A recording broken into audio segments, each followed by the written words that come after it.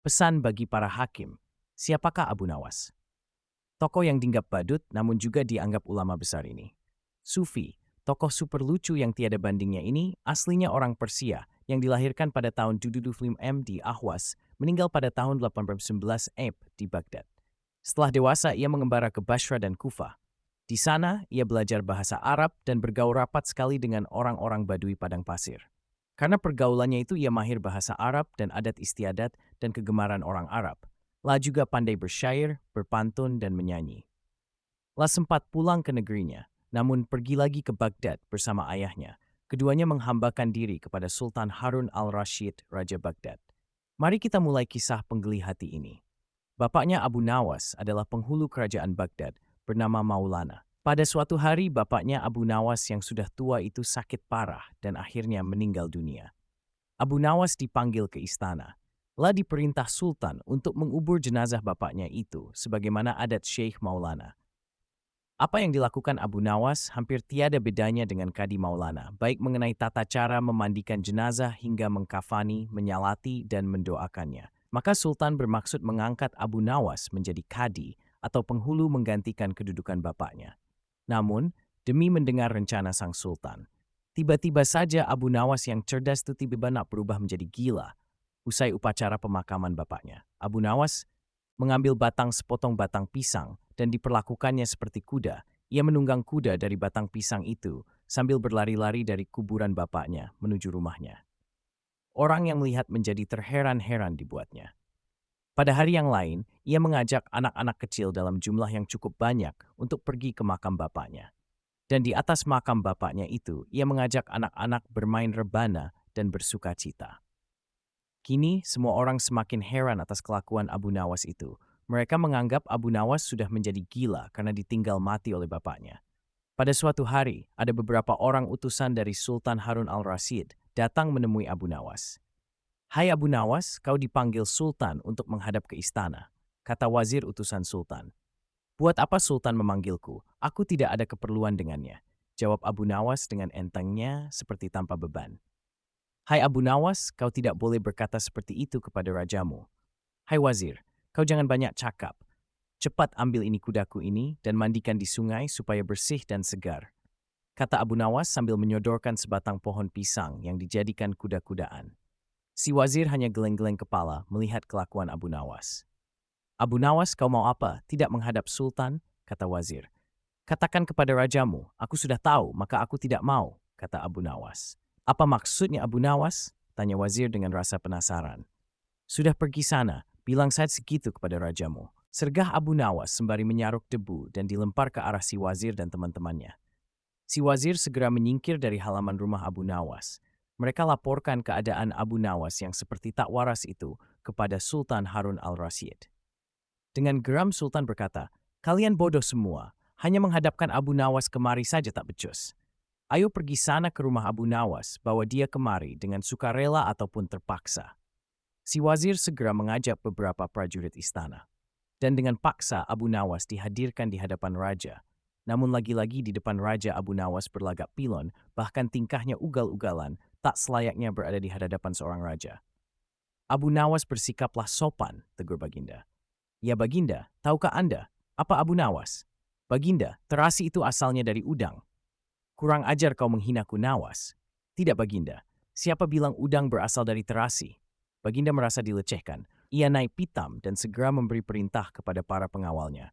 "Hajar dia, pukuli dia sebanyak 25 kali." Wah wah, Abu Nawas yang kurus kering itu akhirnya lemas tak berdaya dipukuli tentara yang bertubuh kekar. Usai dipukuli Abu Nawas disuruh keluar istana. Ketika sampai di pintu gerbang kota, ia dicegat oleh penjaga. "Hai Abu Nawas, tempo hari ketika kau hendak masuk ke kota ini kita telah mengadakan perjanjian. Masa kau lupa pada janjimu itu? Fortuin de step raya damage when carried." Engkau berkata, "Aku bagi dua, engkau satu bagian, aku satu bagian. Nah, sekarang mana bagianku itu?" "Hai penjaga pintu gerbang, apakah kau benar-benar menginginkan hadiah Baginda yang diberikan kepada tadi?" "Lia, tentu itu kan sudah merupakan perjanjian kita." "Baik, aku berikan semuanya, bukan hanya satu bagian." "Wah, ternyata kau baik hati Abu Nawas. Memang harusnya begitu. Kau kan sudah sering menerima hadiah dari Baginda." Tanpa banyak cakap lagi, Abu Nawas mengambil sebatang kayu yang agak besar, lalu orang itu dipukulinya sebanyak 25 kali. Tentu saja orang itu menjerit-jerit kesakitan dan menganggap Abu Nawas telah menjadi gila. Abu Nawas mendemo Tuan Kadi. Pada suatu sore, ketika Abu Nawas sedang mengajar murid-muridnya, ada dua orang tamu datang ke rumahnya. Yang seorang adalah wanita tua penjual kawa, sedang satunya lagi adalah seorang pemuda berkebangsaan Mesir. Wanita tua itu berkata beberapa patah kata, kemudian diteruskan dengan si pemuda Mesir. Setelah mendengar pengaduan mereka, Abu Nawas menyuruh murid-muridnya menutup kitab mereka. Sekarang pulanglah kalian. Ajak teman-teman kalian datang kepadaku pada malam hari ini sambil membawa cangkul, penggali, kapak, dan martil serta batu. Murid-murid Abu Nawas merasa heran, namun mereka begitu patuh kepada Abu Nawas. Dan mereka merasa yakin gurunya selalu membuat kejutan dan berada di pihak yang benar. Pada malam harinya, mereka datang ke rumah Abu Nawas dengan membawa peralatan yang diminta oleh Abu Nawas. Berkata Abu Nawas, "Hai kalian semua, pergilah malam hari ini untuk merusak Tuan Kadi yang baru jadi." "Hah? Merusak rumah Tuan Kadi?" gumam semua muridnya keheranan. "Apa? Kalian jangan ragu. Laksanakan saja perintah gurumu ini," kata Abu Nawas menghapus keraguan murid-muridnya. "Barang siapa yang mencegahmu, jangan kau pedulikan. Terus pecahkan saja rumah Tuan Kadi yang baru. Siapa yang bertanya, katakan saja aku yang menyuruh merusak. Barang siapa yang hendak melempar kalian, mau kula waste everything all in the point." Hafiz Pethoankian, murid al-Waris bergerak ke arah Tuan Kadi. Laksana demonstran mereka berteriak-teriak menghancurkan rumah Tuan Kadi. Orang-orang kampung merasa heran melihat kelakukan mereka. Lebih-lebih ketika tanpa basa-basi lagi mereka langsung merusak rumah tua Kadi. Orang-orang kampung itu berusaha mencegah perbuatan mereka. Namun karena jumlah murid-murid Abu Nawas terlalu banyak, maka orang-orang kampung tak berani mencegah. Melihat banyak orang merusak rumahnya, Tuan Kadi segera keluar dan bertanya, "Siapa yang menyuruh kalian merusak rumahku?" Murid-murid itu menjawab, "Guru kami Tuan Abu Nawas yang menyuruh kami." Habis menjawab, begitu mereka bukannya berdiri malah terus menghancurkan rumah Tuan Kadi hingga rumah itu roboh dan rata dengan tanah. Tuan Kadi hanya bisa marah-marah karena tidak orang yang berani membelanya. "Dasar Abu Nawas provokator, orang gila. Besok pagi aku akan melaporkannya kepada Baginda." Benar, esok harinya Tuan Kadi mengadukan kejadian semalam sehingga Abu Nawas dipanggil menghadap Baginda. Setelah Abu Nawas menghadap Baginda, ia ditanya, "Hai Abu Nawas, apa sebabnya kau merusak rumah Kadi itu?" Abu Nawas menjawab, "Wahai tuanku, sebabnya ialah pada seliatu malam hamba bermimpi bahwasanya Tuan Kadi menyuruh hamba merusak rumahnya. Sebab rumah itu tidak cocok baginya. Ia menginginkan rumah yang lebih bagus lagi. Ya, karena mimpi itu maka hamba merusak rumah Tuan Kadi." Begitu Abu Nawas, Migrafsena, karena mimpi sebuah perintah dilakukan. "Hukum dari negeri mana yang kau pakai itu?" Dengan tenang Abu Nawas menjawab, "Hamba juga memakai hukum Tuan Kadi yang baru ini tuanku." Mendengar perkataan Abu Nawas ketika wajah Tuan Kadi mendipucat, lah terdiam 1000 bahasa. "Hai Kadi, benarkah kau mempunyai hukum seperti itu?" tanya Baginda. Tapi Tuan Kadi tiada menjawab, wajahnya nampak pucat, tubuhnya gemetaran karena takut. "Abu Nawas, jangan membuatku pusing. Jelaskan kenapa ada peristiwa seperti ini," perintah Baginda. "Baiklah." Abu Nawas tetap tenang. "Baginda, beberapa hari yang lalu ada seorang pemuda Mesir datang ke negeri Baghdad ini untuk berdagang sambil membawa harta yang banyak sekali. Pada suatu malam, ia bermimpi kawin dengan anak Tuan Kadi dengan mahar sekian banyak. Ini hanya mimpi Baginda." Tetapi Tuan Kadi yang mendengar kabar itu langsung mendatangi si pemuda Mesir dan meminta mahar anaknya. Tentu saja pemuda Mesir itu tak mau membayar mahar hanya karena mimpi. Nah, disinilah terlihat arogansi Tuan Kadi. Ia ternyata merampas semua harta benda milik pemuda Mesir, sehingga pemuda itu menjadi seorang pengemis gelandangan dan akhirnya ditolong oleh wanita tua penjual kahwa. Baginda terkejut mendengar penuturan Abu Nawas, tapi masih belum percaya 100%. Maka ia memerintahkan Abu Nawas agar memanggil si pemuda Mesir. Pepsing-semesing tu, dia mesnalid him with you thing nungguit istai. Jadi mudah saja bagi Abu Nawas memanggil pemuda itu ke hadapan Baginda. Berkata Baginda Raja, "Hai anak Mesir, ceritakanlah hal ihwal dirimu sejak engkau datang ke negeri ini." Ternyata cerita pemuda Mesir itu sama dengan cerita Abu Nawas. Bahkan pemuda itu juga membawa saksi, yaitu Pak Tua, pemilik tempat kos dia menginap. Kurang ajar. Ternyata aku telah mengangkat seorang kadi yang bejat moralnya. Baginda sangat murka. Kadi yang baru itu dipecat dan seluruh harta bendanya dirampas dan diberikan kepada si pemuda Mesir. Setelah perkara selesai, kembalilah si pemuda Mesir itu dengan Abu Nawas pulang ke rumahnya. Pemuda Mesir itu hendak membalas kebaikan Abu Nawas. Berkata Abu Nawas, "Janganlah engkau memberiku barang sesuatu pun kepadaku. Aku tidak akan menerimanya sedikit pun jua." Pemuda Mesir itu betul-betul mengagumi Abu Nawas. Ketika ia kembali ke negeri Mesir, ia menceritakan tentang kehebatan Abu Nawas itu penduduk Mesir, sehingga nama Abu Nawas menjadi sangat terkenal. Membalas perbuatan raja. Abu Nawas hanya tertunduk sedih mendengarkan penuturan istrinya. Tadi pagi, beberapa pekerja kerajaan atas Titan langsung Baginda Raja membongkar rumah dan terus menggali tanpa bisa dicegah. Kata mereka tadi malam, Baginda bermimpi bahwa di bawah rumah Abu Nawas terpendam emas dan permata yang tak ternilai harganya. Tetapi setelah mereka terus menggali, ternyata emas dan permata itu tidak ditemukan. Dan Baginda juga tidak meminta maaf kepada Abu Nawas. Apabila mengganti kerugian, inilah yang membuat Abu Nawas memendam dendam. Lama Abu Nawas memeras otak, namun belum juga ia menemukan muslihat untuk membalas Baginda. Makanan yang dihidangkan oleh istrinya tidak dimakan karena nafsu makannya lenyap. Malam pun tiba, namun Abu Nawas tetap tidak beranjak. Keesokan hari Abu Nawas melihat lalat-lalat mulai menyerbu makanan Abu Nawas yang sudah basi. Lalu tiba-tiba tertawa riang. "Tolong ambilkan kain penutup untuk makananku dan sebatang besi." Abu Nawas berkata kepada istrinya. "Untuk apa?" Tanya istrinya heran. "Membalas Baginda Raja," kata Abu Nawas singkat. Dengan muka berseri-seri, Abu Nawas berangkat menuju istana. Setiba di istana, Abu Nawas membungkuk hormat dan berkata, "Ampun tuanku, hamba menghadap tuanku Baginda hanya untuk mengadukan perlakuan tamu-tamu yang tidak diundang. Mereka memasuki rumah hamba tanpa izin dari hamba dan berani memakan makanan hamba." "Siapakah tamu-tamu yang tidak diundang itu, wahai Abu Nawas?" sergap Baginda kasar. "Lalat-lalat ini tuanku," kata Abu Nawas sambil membuka penutup piringnya. "Kepada siapa lagi kalau bukan kepada Baginda junjungan hamba mengadukan perlakuan yang tidak adil ini. Lalu keadilan yang bagaimana yang engkau inginkan dariku? Hamba hanya menginginkan izin tertulis dari Baginda sendiri agar hamba bisa dengan leluasa menghukum lalat-lalat itu." Baginda Raja tidak bisa mengelakkan diri menotap permintaan Abu Nawas karena pada saat itu para menteri sedang berkumpul di istana. Maka dengan terpaksa, Baginda membuat surat izin yang isinya memperkenankan Abu Nawas memukul lalat-lalat itu dimanapun mereka hinggap. Tanpa menunggu perintah Abu Nawas mulai mengusir lalat-lalat di piringnya hingga mereka terbang dan hinggap di sana-sini.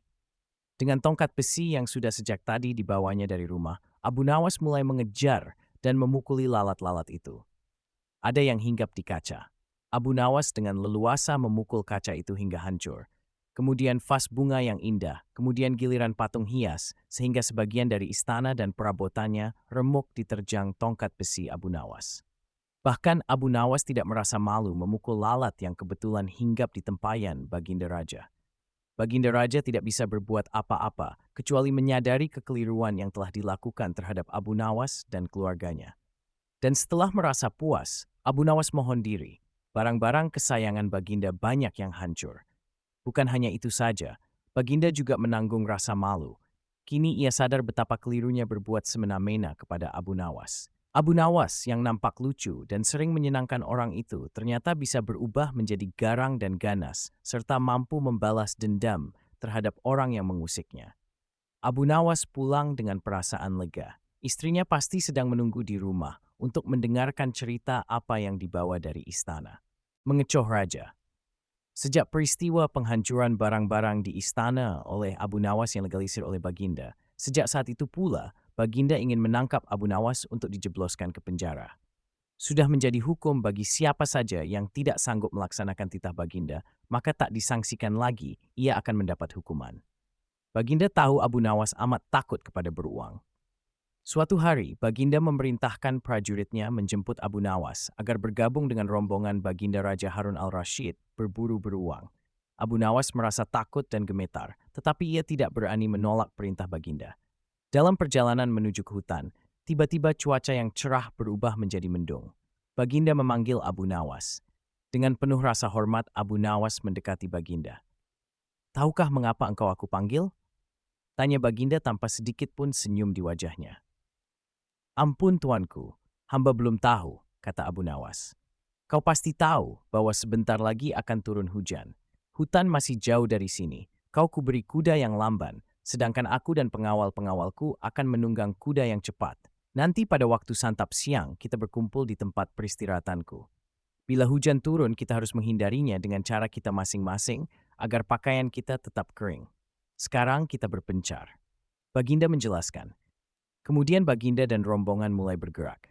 Abu Nawas kini tahu Baginda akan menjebaknya. Lah harus mencari akal. Dan ketika Abu Nawas sedang berpikir, tiba-tiba hujan turun. Begitu hujan turun, Baginda dan rombongan segera memacu kuda untuk mencapai tempat perlindungan yang terdekat. Tetapi karena derasnya hujan, Baginda dan para pengawalnya basah kuyup. Ketika santap siang tiba, Baginda segera menuju tempat peristirahatan. Belum sempat baju Baginda dan para pengawalnya kering, Abu Nawas datang dengan menunggang kuda yang lamban. Baginda dan para pengawal terperangah karena baju Abu Nawas tidak basah. Padahal dengan kuda yang paling cepat pun tidak bisa mencapai tempat berlindung yang paling dekat. Pada hari kedua, Abu Nawas diberi kuda yang cepat, yang kemarin ditunggangi Baginda Raja. Kini Baginda dan para pengawal-pengawalnya mengendarai kuda-kuda yang lamban. Setelah Abu Nawas dan rombongan kerajaan berpencar, hujan pun turun seperti kemarin. Malah hujan hari ini lebih deras daripada kemarin. Baginda dan pengawalnya langsung basah kuyup karena kuda yang ditunggangi tidak bisa berlari dengan kencang.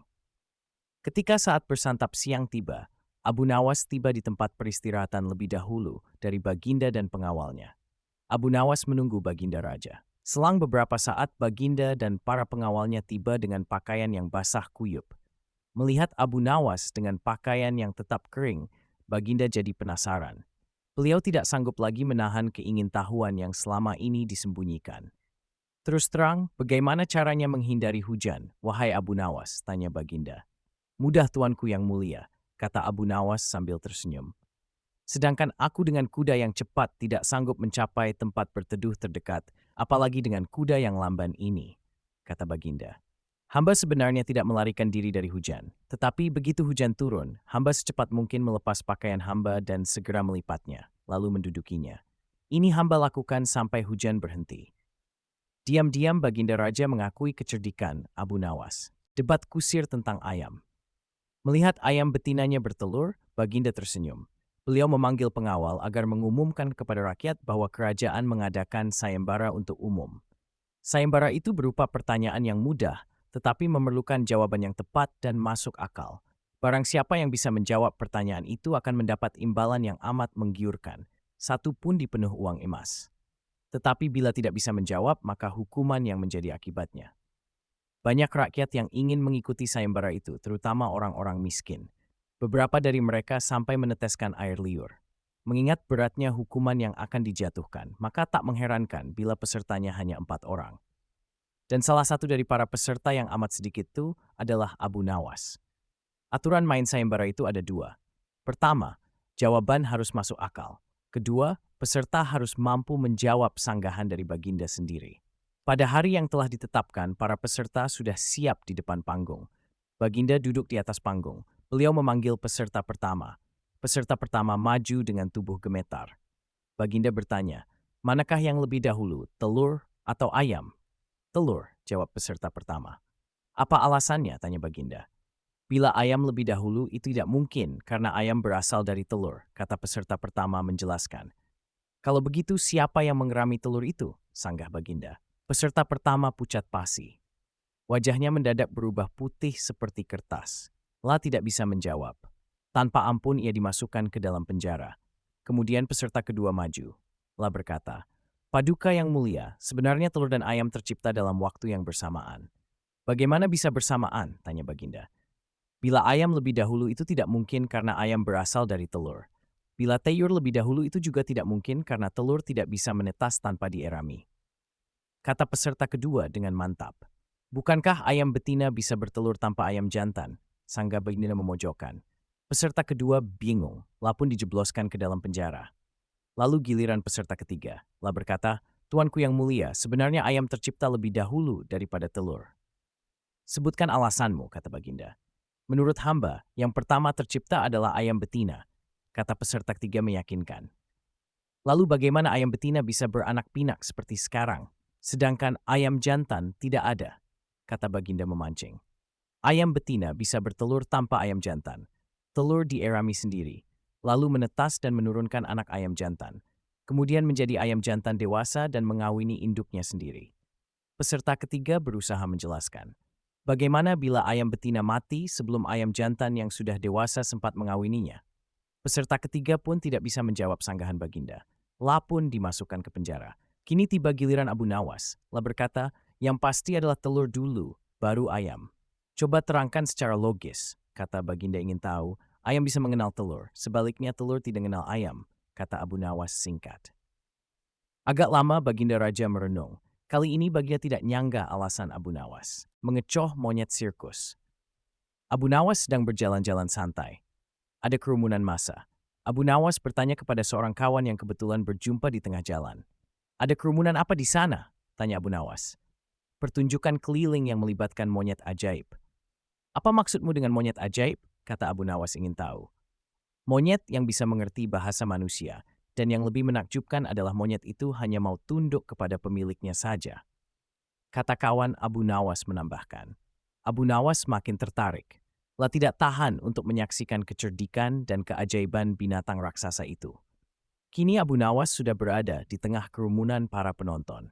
Karena begitu banyak penonton yang menyaksikan pertunjukan itu, sang pemilik monyet dengan bangga menawarkan hadiah yang cukup besar bagi siapa saja yang sanggup membuat monyet itu mengangguk-angguk.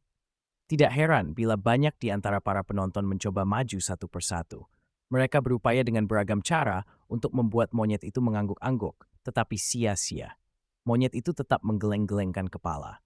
Melihat kegigihan monyet itu, Abu Nawas semakin penasaran. Hingga ia maju untuk mencoba. Setelah berhadapan dengan binatang itu, Abu Nawas bertanya, "Tahukah engkau siapa aku?" Monyet itu menggeleng. "Apakah engkau tidak takut kepadaku?" Tanya Abu Nawas lagi. Namun monyet itu tetap menggeleng. "Apakah engkau takut kepada tuanmu?" Tanya Abu Nawas memancing. Monyet itu mulai ragu. "Bila engkau tetap diam, maka akan aku laporkan kepada tuanmu." Lanjut Abu Nawas mulai mengancam. Akhirnya monyet itu terpaksa mengangguk-angguk. Atas keberhasilan Abu Nawas membuat monyet itu mengangguk-angguk, maka ia mendapat hadiah berupa uang yang banyak. Bukan main marah pemilik monyet itu hingga ia memukuli binatang yang malang itu. Pemilik monyet itu malu bukan kepalang. Hari berikutnya, ia ingin menebus kekalahannya. Kali ini ia melatih monyetnya mengangguk-angguk. Bahkan ia mengancam akan menghukum berat monyetnya bila sampai bisa dipancing penonton mengangguk-angguk, terutama oleh Abu Nawas. Tak peduli apapun pertanyaan yang diajukan.